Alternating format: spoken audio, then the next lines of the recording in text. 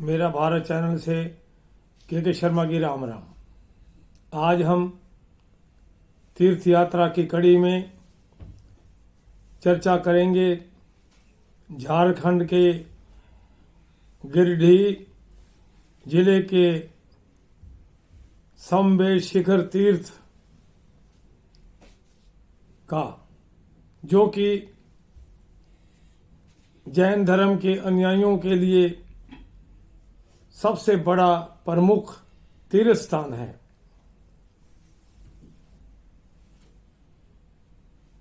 इस तीर्थ स्थान पर यही मान्यता है कि जिस प्रकार गंगा में स्नान करने से मनुष्य पवित्र हो जाता है, उसके सभी पाप नष्ट हो जाते हैं, ठीक उसी प्रकार इस तीर्थ पर जाने से, मनन करने से व परिक्रमा करने से सभी पाप नष्ट हो जाते हैं।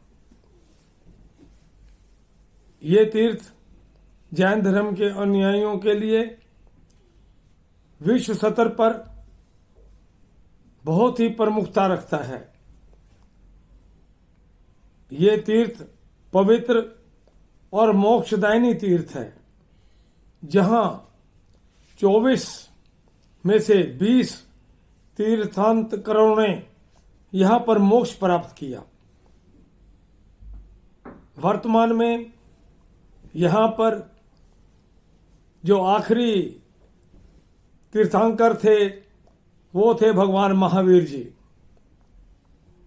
ये तीर्थ करीब 2000 वर्ष पुराना है। ये एक ऐसा तीर्थ है जहां जैन धर्म के दिगंबर और श्वेतांबर दोनों तरह के अनुयायी व इनके मुनि 27 किलोमीटर की यात्रा करके अपने पुण्य प्राप्त करते हैं और ज्ञान प्राप्त करते हैं। 27 किलोमीटर 9 मीटर तो इसकी चढ़ाई है और 9 किलोमीटर इसकी चढ़ाई है और 9 किलोमीटर जो है वो उसकी परिक्रमा है। 9 किलोमीटर उतराई, अर्थात रात्रि को 2 बजे तीर्थ यात्रा आरंभ करते हैं और ऊपर पहुंचकर फिर 9 किलोमीटर की परिक्रमा करते हैं। फिर अगले दिन शाम तक 9 किलोमीटर और चलते हुए, उतरते हुए पहुंचते हैं।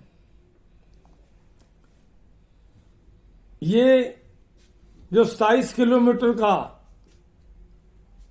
पद यात्रा है, ये अपने आप में बहुत महत्व रखती है। और अगर इसी पद यात्रा के दौरान इसी स्थान को कोई अपवित्र करने की कोशिश करे तो कौन सहन करेगा। आज हम देख रहे हैं कि भारत के विभिन्न हिस्सों में जैन धर्म के अनुयायी डेमोन्स्ट्रेशन कर रहे हैं और जगह जगह भारत बंद बुलाए जा रहे हैं, जगह जगह ज्ञापन दिए जा रहे हैं। आखिर ऐसा क्या कारण है कि जैन धर्म के अनुयायियों को आज सड़कों पर आना पड़ा?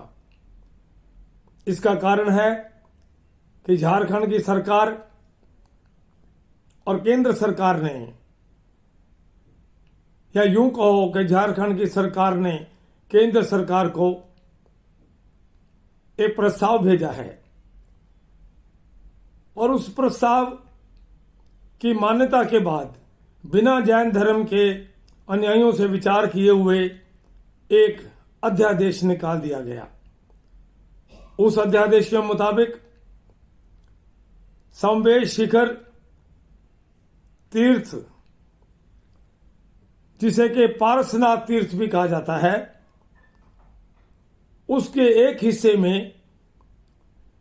हिस्से को वन्य जीव अभयारण्य घोषित कर दिया गया है। अर्थात इस स्थान पर गैर धार्मिक कार्य भी किए जा सकेंगे, अर्थात उसकी अनुमति भी दी जाएगी। इसका मतलब यह हुआ कि इस पवित्र तीर्थ को अपवित्र करने की तैयारी है। अगर इसके एक हिस्से को इसी आधार पर, जैसे कि मैंने बताया कि इसी आधार पर पर्यटक प्लेस घोषित किया जाता है, तो ये मान के चलो कि जब कोई पर्यटन केंद्र बन जाता है, पर्यटन स्थान बन जाता है, तो दूर दूर से लोग आते हैं, वो पिकनिक मनाते हैं। यहाँ पर 5 स्टार होटल खुल जाएंगे, यहाँ पर वो सभी काम होंगे जो अक्सर पर्यटक बाहर जाके करते हैं। कहाँ तो ये जैन धर्म के अनुयायियों का सबसे पवित्र तीर्थ, और कहाँ पर्यटन बढ़ने से यहाँ पर मांस, मदिरा व अन्य गलत काम भी हो सकते हैं। इस विषय पर जैन धर्म के गुरु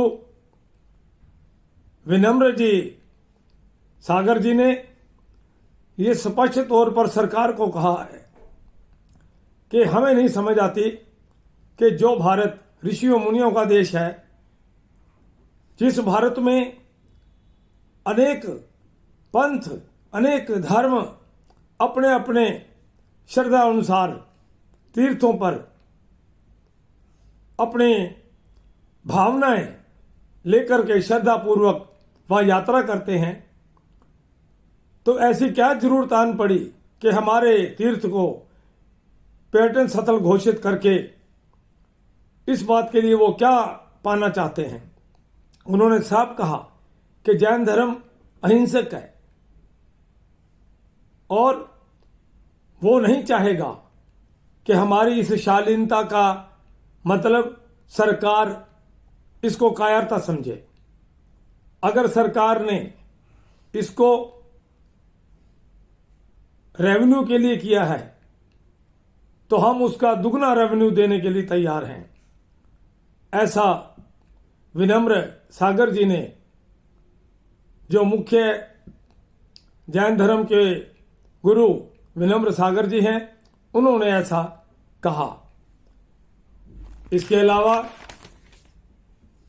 इसी कड़ी में विवेक मुनि जी, प्रज्ञा मुनि जी, उन्होंने भी सरकार से इस बात का अनुरोध किया है कि आप हमारी परीक्षा ना लें, और अगर इस काले पेपर पर किसी ने हस्ताक्षर किए हैं तो वो बहुत ही गलत, और मैं समझता हूं कि हमारे संविधान के मुताबिक भी वो असंवैधानिक हैं। क्योंकि अगर हमारे संविधान के मुताबिक किसी भी धर्म के अनुसार पूजा करना, तीर्थों में यात्रा करना स्वतंत्रता है, तो बिना जैन धर्म के अनुयायियों से बात किए ये अध्यादेश लागू कर देना, ये कहां तक उचित है। जैन धर्म के अनुयायियों ने अभी 2 दिन पहले मध्य प्रदेश में भारत बंद बुलाया। बहुत लोगों ने डेमोन्स्ट्रेशन निकाले, ज्ञापन दिए गए, यहां तक कि वहां लोगों ने ज्ञापन के ऊपर अपने खून से हस्ताक्षर करके ज्ञापन भेजा। 108 फुट लंबा ज्ञापन तैयार करके प्रधानमंत्री श्री मोदी जी को भेजने की भी तैयारी है, जिसमें महिलाओं ने भी लगातार हस्ताक्षर किए हैं। मैं समझता हूं कि सरकार को इस पर विचार करना चाहिए, क्योंकि ये एक जैन धर्म के नियमों का ऐसा तीर्थ है जहां पर विश्व स्तर के अनुयायी आते हैं और आकर के यहां दीक्षा लेते हैं, आकर के यहां ज्ञान को प्राप्त करते हैं। यही कारण है कि आज जैन धर्म के अनुयायी लगातार सड़कों पर हैं और झारखंड की सरकार को ज्ञापन दिया जा चुका है। ऐसी संभावना है कि शायद सरकार भी इस पर विचार कर रही है। मैं समझता हूं कि सरकार को इस विषय पर गंभीरता से विचार करके शीघ्र से शीघ्र अपने इस तीर्थ का जो एक हिस्सा है उसको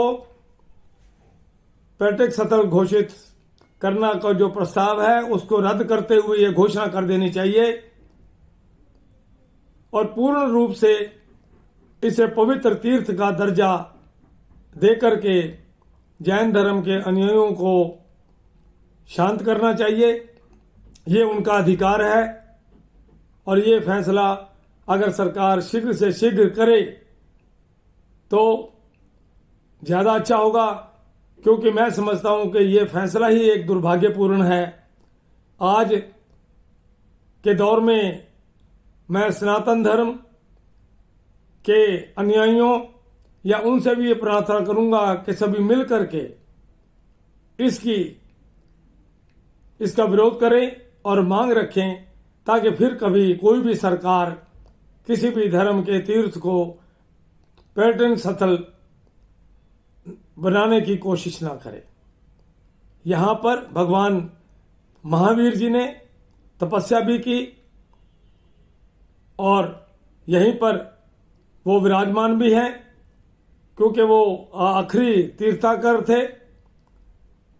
अंत में मैं उम्मीद करूंगा कि सरकार इस पर शीघ्र से शीघ्र विचार करेगी और जैन धर्म के सभी अनुयायियों की इस मांगों को मान लेगी। जय महावीर जी की।